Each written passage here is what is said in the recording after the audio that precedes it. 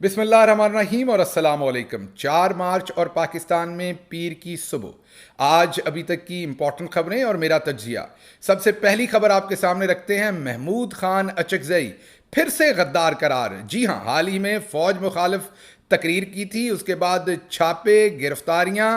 Pakistan bar council भी अब मैदान में आ गई है। पूरा अहवाल इस खबर का आपके सामने रखेंगे। दूसरी खबर, चोरी चोरी खुफिया तरीके से फोन रिकॉर्डिंग करना एस्टेब्लिशमेंट का पुराना काम था, लेकिन अब फंस गए हैं। केस की समाअत कर रहे हैं बहादुर जज जस्टिस बाबर सत्तार, और वहां पर बोला है एस्टेब्लिशमेंट और उनके जोकरों ने झूठ और पकड़े गए हैं। ये क्या अहवाल है, ये भी आपके सामने रखेंगे। तीसरी खबर आपके सामने रखेंगे कि अडयाला जेल, जहां पर इमरान खान कैद हैं, वहां पर एक और कैदी कत्ल कर दिया गया है। ये क्या मामला है, ये आपके सामने रखेंगे। और ये बार बार क्यों हो रहा है, ये बार बार कौन से मैसेजिंग की जा रही है, ये तमाम चीजें आपके सामने रखने की कोशिश करेंगे। इंटरनेशनल मीडिया ने एक दफा दोबारा शोर मचाया है कि धांधली की पैदावार है शहबाज शरीफ, और शहबाज शरीफ ने अपनी तकरीर में एक इतनी अहमकाना बात की है कि आप भी हंसे बगैर रह नहीं सकेंगे। एक और मेजर खबर आपके सामने रखनी है। अदनान चौधरी साबिक एमपीए थे पाकिस्तान तहरीक इंसाफ के, फिर चौधरी निजामुद्दीन के प्रेशर पर तहरीक इंसाफ छोड़ गए, उनका कत्ल हो गया था। और एक सनसनीखेज अब खबर सामने आ रही है कि जो शूटर हैं उन्होंने पुलिस को मुबैना तौर पर रिपोर्टेडली जो बयान दिया है, उसकी रोशनी में पुलिस ने नून लीगी सेनेटर तनवीर चौधरी और नून लीगी एमएनए दानियाल दोनों को नो फ्लाई लिस्ट में ईसीएल में डाल दिया है। उनके मुल्क छोड़ने पर पाबंदी लगा दी है। मुबैना तौर पर उनकी वाज़े इन्वॉल्वमेंट यहां पर नजर आ रही है। तफ्तीश होगी। नून लीग को खूनी लीग शायद ऐसे ही नहीं कहा जाता, यही वो काम है जिनकी वजह से उनको ऐसा कहा जाता है। उसके बाद अख्तर मैंगल ने एक सख्त बयान दिया है पाकिस्तान मिलिट्री के बारे में और उनके ऑपरेशन के बारे में। और उसके बाद अगली खबर आपके सामने जो मैंने रखनी है वो अहमद शाह, जिले शाह के बाद अहमद शाह जिंदगी और मौत की कशमकश में है। बिल्कुल सेहतमंद हालत में उसे गिरफ्तार किया गया था और इस वक्त वो कोमा में है। अगले शायद 24 से 48 घंटे बहुत अहम है उस नौजवान की जिंदगी के लिए। ये बिल्कुल वही इलाका बनता है जिस एएसपी को हीरो बनाकर पेश किया जाता था, वो अब डायन बन गई हैं बदकिस्मती से और लोगों के बच्चों की जानें ले रही है ये पुलिस, और तशद्दुद हो रहा है। ये सब कुछ सारा अहवाल आपके सामने इस केस का भी रखेंगे।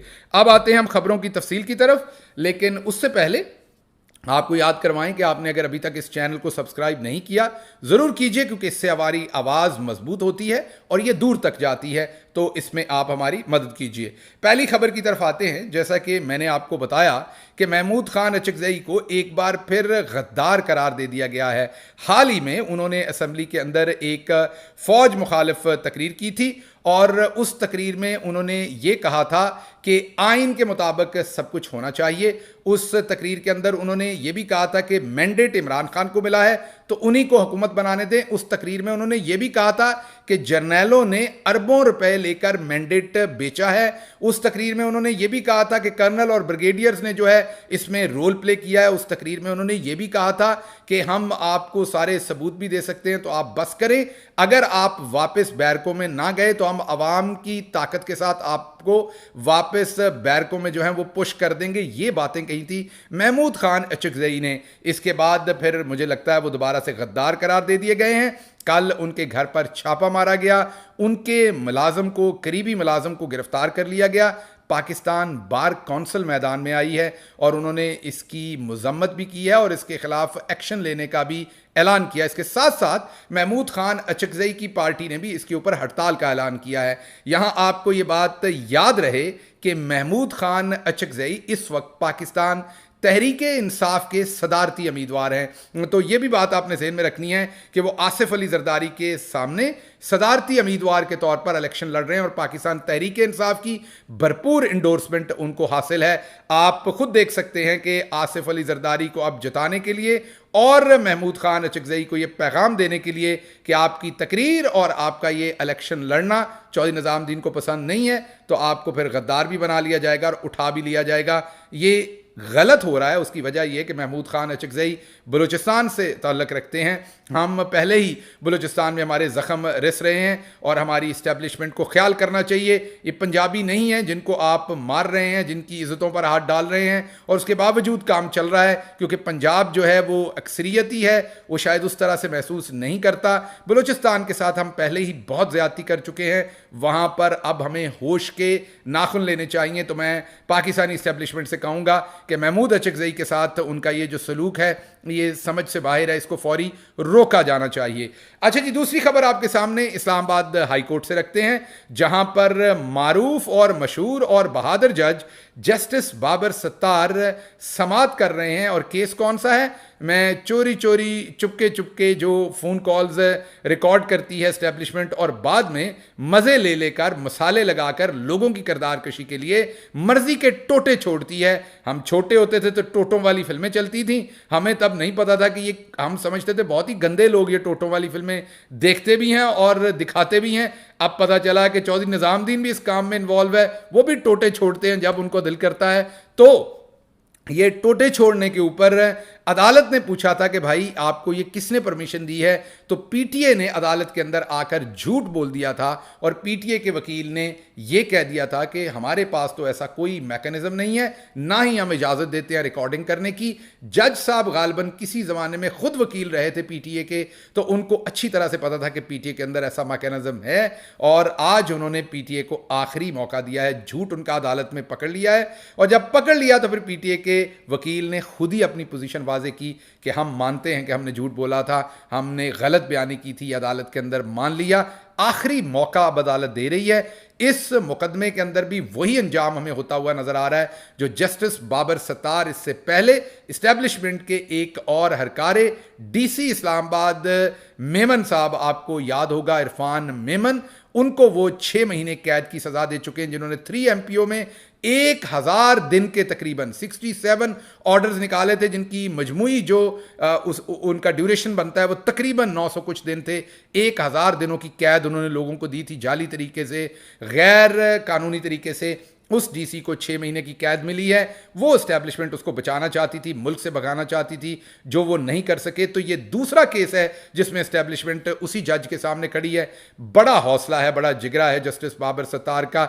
लग रहा है कि आने वाले दिनों में चौधरी निज़ामुद्दीन उन पर सख्त हमले करेगा, किरदार कुशी करेगा और किसी भी तरीके से उनको गिराने की कोशिश करेगा। चौधरी निज़ामुद्दीन किसी सूरत ये बर्दाश्त नहीं करेगा कि उनको मुकम्मल एक्सपोज कर दिया जाए। उनकी तमाम कोताहियों, उनकी तमाम गलतियों को अवाम के सामने मुकम्मल तौर पर एक्सपोज होना उनको किसी सूरत काबिल कबूल नहीं होगा। तो यहाँ झूठ बोला जा रहा है जिसको अदालत ने पकड़ लिया है और अब खुद एडमिट कर लिया है। जो भी आगे होगा हम आपको इसमें बताएंगे, लेकिन यह भी एक मेजर डेवलपमेंट होने जा रही है, क्योंकि इसमें भी आखिर पर जो सिरा निकलेगा वो टोटे छोड़ने वाला और जोड़ने वाला आपको चौधरी निज़ामुद्दीन ही पीछे नजर आएगा। हर जो इस तरह का काम है उसका जब आप उस रस्सी को पकड़ते हैं और आखिर पर पहुंचते हैं तो सिरे पर चौधरी निज़ामुद्दीन उस रस्सी को पकड़ के बैठा होता है। 75 साल हमें पता ही नहीं चला, हम बस दूसरों को ही टोटे छोड़ने वाले समझते रहे। गौर से अगर आप देखेंगे तो जो तस्वीरें हेलीकॉप्टर से नवाज शरीफ साहब ने मोहतरमा बेनज़ीर भुट्टो शहीद और उनकी वालदा नुसरत भुट्टो की नंगी गंदी जाली तस्वीर, झूठी तस्वीर हेलीकॉप्टर से फेंकी थी, आप यकीन कीजिए अगर आप उसकी इन्वेस्टिगेशन भी करें तो मुझे 99% यकीन है उसके सिरे पर भी चौधरी निज़ामुद्दीन ही बैठा होगा आखिर पर। तो ये सारी की सारी बात जो है ये अब आपके सामने आ रही है। बहरहाल अगली खबर की तरफ चलते हैं, जिसके बाद अडयाला जेल के अंदर एक और कैदी हलाक हो गया है, कत्ल हो गया है।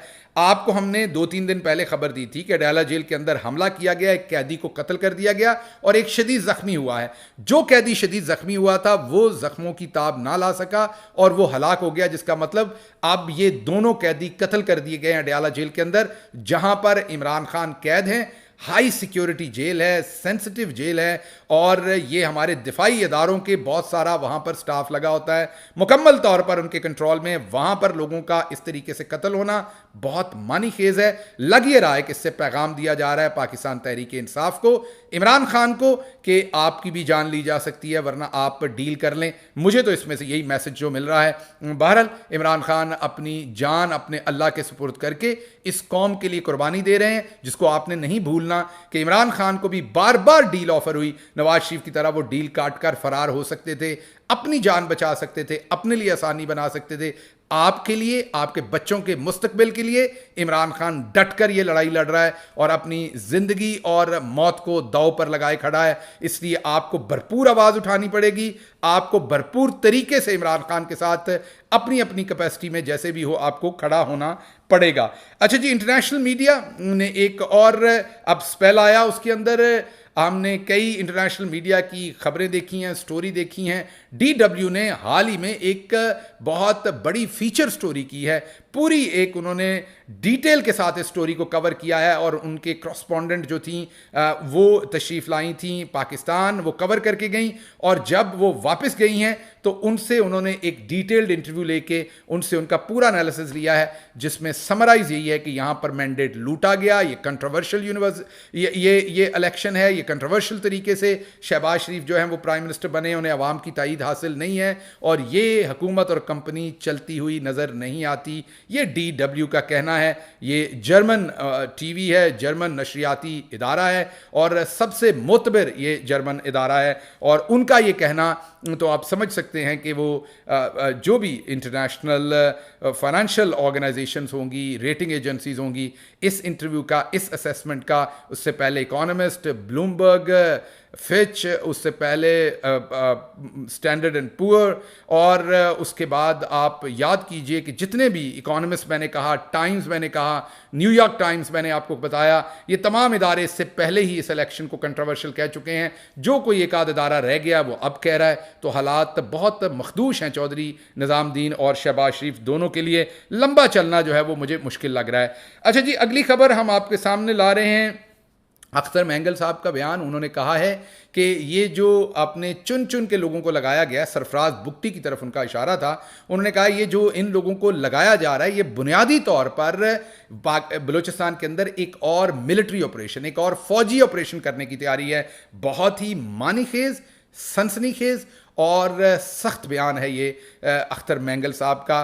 अगर इसमें कोई भी सदाकत है, वैसे तो हमारी कोई रिक्वेस्ट भी नहीं मानी जाती, ना कोई मशवरा माना जाता है, लेकिन फिर दोबारा ये मशवरा भी देंगे, रिक्वेस्ट भी करेंगे। खुदारा बलूचिस्तान बहुत ही सेंसिटिव इशू है। पहले ही हम वहाँ पर बहुत ख़राब पॉलिसी जो है वो 1970 से ऑनवर्ड हमने वहाँ पर बेहतर पॉलिसीज़ नहीं रखी, जिससे दूरियाँ पहले ही बहुत बड़ी हुई हैं। ज़ख्मों के ऊपर मरहम रखिए, ये वक्त नहीं है और मिलिट्री ऑपरेशंस करने का, और ऐसी कोई हरकत ना की जाए जिससे पाकिस्तान को और नुकसान हो। पाकिस्तान के दुश्मन पहले ही ऐसा ही चाह रहे हैं कि ऐसा हो। अच्छा जी, अगली खबर आपके सामने रखेंगे। अहमद शाह जो पाकिस्तान तहरीक इंसाफ का वर्कर है और इस टाइम जिंदगी और मौत की कश्मकश में है। इससे पहले याद कीजिए कि जिले शाह को पंजाब की पुलिस जो है वो कत्ल कर चुकी है, शहीद कर चुकी है, और जब उसको शहीद किया गया था, तो मुझे पता है ये मुझे रिपीट नहीं करना चाहिए, तकलीफ होती है आपको सुन के, लेकिन सिर्फ आपको याद कराने के लिए कि उसके नाजुक अज़ा को तशद्दुद करके मसल दिया गया था, उनको क्रश कर दिया गया था, जिससे फिर उसकी ज़िंदगी ख़त्म हो गई थी, उसको कत्ल कर दिया गया था। ये हमारी पंजाब पुलिस ने हरकत की थी। कार्रवाई किसने थी वो आप सबको पता है। अब अहमद शाह जिनकी वीडियोस सामने आ रही हैं कि वो बिल्कुल सेहतमंद, माशाल्लाह, माँ ने घर से भेजा होगा अपने बेटे को नाश्ता करवा के, बेटा आपके और अपने बच्चों के मुस्तकबिल के लिए आज़ादी मांग रहा था, जमहूरी हक मांग रहा था, आइन मांग रहा था, मैंडेट मांग रहा था और मैंडेट का तहफ़्फ़ुज़ मांग रहा था। ना वो कोई ड्रग्स बेच रहा था, ना वो कुछ और कर रहा था, लेकिन उस पर इतना तशद्दुद किया गया है कि उस बच्चे को कोमे में भेज दिया गया है। वो ज़िंदगी और मौत की कश्मकश में जनरल हॉस्पिटल लाहौर के अंदर है इस टाइम। और सलमान अकरम राजा जब उनकी तीमारदारी के लिए पहुंचे और उन्होंने प्रेस के साथ बात की तो बताया है कि उसके हाथों पर और जिस्म पर तशद्दुद के निशानात हैं। वाज़े तौर पर वीडियो मौजूद है। जब उसे गिरफ्तार किया गया तो अपने पाँव पे चल के सेहतमंद अहमद शाह जो है वो पुलिस की गाड़ी में बैठ रहा था। इसी तरीके से लाहौर में ही पुलिस ने एक और नौजवान को कत्ल कर दिया है, गोली चलाकर कत्ल कर दिया है। जब वो नौजवान कत्ल हो गया तो कहा ये ड्रग्स बेचता था, ये मंशियात बेचता था, इसलिए हमने इसको कत्ल कर दिया है। ये वो पुलिस है, ये वो इलाका है, ये वो सारी की सारी टेरिटरी है जिसमें एक जाली हीरो शहरबानो नकवी को आपके सामने हीरो बनाकर पेश किया जा रहा था और वो सेवियर बना के पेश की जा रही थी। आप खुद ही देख लीजिए कि वहीं पर अहमद शाह के साथ क्या किया जा रहा है। वहीं एक और नौजवान को लाहौर के अंदर कत्ल कर दिया गया है, ये कह के कि वो मंशियात फरोश था और कोई सबूत नहीं है। अब उसको आप मंशियात फरोश बना दें या दहशतगर्द बना दें, या आप शेख मुजीबुर रहमान को आप ये भी कह सकते हैं कि पैदा होने से पहले ही बांग्लादेश को पाकिस्तान से अलग करने का मशवरा भी इसी नौजवान ने शेख मुजीबुर रहमान को दिया था। या आप ये भी कह सकते हैं कि हिंदुस्तान को इसी नौजवान ने मशवरा दिया था कि कश्मीर के ऊपर कब्जा कर ले, और दूसरे तमाम काम भी जो पाकिस्तान के साथ उन्होंने किए हैं वो इसी नौजवान की इमाम पर किया था। इसलिए आपने कत्ल किया है और अब यकीनन आपको सितारा इम्तियाज मिलना चाहिए या सितारा कोई हुस्न कारकर्दगी मिलना चाहिए, क्योंकि इतना तो कम अज कम बनता है। या जिन्होंने इस नौजवान को कत्ल किया है उनको शाबाश तो बनती है, कोई ना कोई बुला के उन्हें शाबाश दे। पुलिस को भेड़िया बना दिया गया है और अवाम पे छोड़ दिया गया, और अब अवाम को इस पुलिस को बर्दाश्त करना पड़ रहा है। अच्छा जी, अगली खबर आपके सामने रखेंगे। खबरें ज़्यादा है इसलिए मैं ज़रा थोड़ी फास्ट स्पीड के अंदर चलने की कोशिश कर रहा हूं ताकि सारी खबरें आपको दे सकूं। तो जो अगली खबर है वो एक इंटरेस्टिंग जो है वो एक केस हुआ था, बहुत ही एक दर्दनाक केस भी था और इंटरेस्टिंग भी था। अदनान चौधरी अदनान साबिक एमपीए हैं पाकिस्तान तहरीक इंसाफ के, वो कत्ल हो गए थे। हाँ, ये ज़रूर यहाँ पर आपको याद रहे कि उन्होंने इस इलेक्शन से पहले चौधरी निज़ामुद्दीन के प्रेशर पर उनको भी मजबूरन तहरीक इंसाफ छोड़ देनी पड़ी थी, उससे कता तलकी करनी पड़ी थी, प्रेस कॉन्फ्रेंस करनी पड़ी थी, और अदनान चौधरी जो है उनको कत्ल कर दिया गया। और अब उनके कत्ल का मामला कुछ हल होते नजर आ रहा है। जो शूटर इस्तेमाल हुए जिन्होंने उसको उन पे गोलियां चलाई, उनको पुलिस ने जब इन्वेस्टिगेट किया है तो रिपोर्टेडली मुबैना तौर पर उनके इनिशियल बयान के मुताबिक उसमें नून लीगी सेनेटर तनवीर चौधरी और उसके साथ साथ एमएनए दानियाल चौधरी जो है वो इसमें शायद मुबैना तौर पर उनकी कोई मुलव्वस होने के सबूत पुलिस को मिले, जिसकी वजह से दोनों के नाम नो फ्लाई लिस्ट पर डाल दिए गए हैं ताकि वो मुल्क से फरार ना हो सकें। ऐसे ही तो नून लीग को कातिल लीग नहीं कहा जाता, इन्हीं हरकतों की वजह से इन्हें कातिल लीग कहा जाता है। आप ज़रा खुद सोचिए कि एक सेनेटर और एक एमएनए, दो लोग एक साबिक एमपीए के कत्ल में इन्वॉल्व होते हुए मुबैना तौर पर उन पर शकूक व शबाहत या कुछ ना कुछ जो एविडेंस है वो आ रही है। लेकिन अब बाजी मरियम का राज है, इनको आप देखिएगा पुलिस पर प्रेशर देके इनको बेगुनाह साबित करके इनकी जान छुड़वा दी जाएगी। आज का जो पंजाबी वीलॉग है वो बहुत ही इंटरेस्टिंग है। नवाज शरीफ साहब की अब आपने कल हालत देखी थी, आपने देखा था कि वही नवाज शरीफ जो कबूतरबाज थे और कबूतर जा जा और कबूतर आ के फिल्मी नगमे गा रहे थे। आप ज़रा नवाज शरीफ साहब की गालों की लालियां याद कीजिए जब वो लाहौर आए थे, उनका तमतमाता हुआ चेहरा, उनकी मुस्कुराहटें, उनकी मशकरियां और उनकी बदमाशियां आंखों की जो थी वो सब कुछ याद कीजिए। बाजू ऐसे करके कबूतर बिठाया था ऊपर। वही नवाज शरीफ का कल जो उनका थोबड़ा शरीफ था, माजरत चाहता हूं मैं थोबड़ा कह रहा हूं, मुंह शरीफ कह लें, जो भी आपने कहना है, फेस शरीफ कह लें, लेकिन वो जो हालत बनी हुई थी उस पर उसको थोबड़ा ही कहा जा सकता है। उसको अगर आप देखें तो आप हैरान हो जाएंगे कि क्या ये वही नवाज शरीफ साहब हैं। चंद हफ्तों में ऐसा क्या हो गया, ऐसा किस महबूब ने ये तो ऐसे ही है, बड़ी बहन की मंगनी हुई हो और कोई लड़का उससे मंगनी तोड़कर छोटी को भगा के ले जाए और उससे निकाह कर ले, और जो फिर बड़ी बहन का मुंह बनेगा वही नवाज शरीफ साहब का बना हुआ था। और on top of that Shahbaz Sharif ने उनसे सलाम लेना चाहा, उन्होंने हाथ झटक दिया, सलाम नहीं लिया, और फिर उन्होंने ख्वाजा आसिफ से सलाम लेना चाहा नवाज शरीफ साहब ने, तो ख्वाजा आसिफ ने उनसे सलाम नहीं लिया। ये तमाम चीज़ें आज के पंजाबी वीलॉग में आपसे डिस्कस करेंगे कि नवाज शरीफ के साथ ये हुआ क्या है और ये कबूतरबाजी के शौक ने नवाज शरीफ को कहीं का नहीं छोड़ा। ये सारा मामला है क्या, ये हम पंजाबी वीलॉग में आज कवर कर रहे हैं। इसके साथ ही मुझे इजाज़त दीजिए। अल्लाह आपका हामी और नासिर हो। पाकिस्तान जिंदाबाद।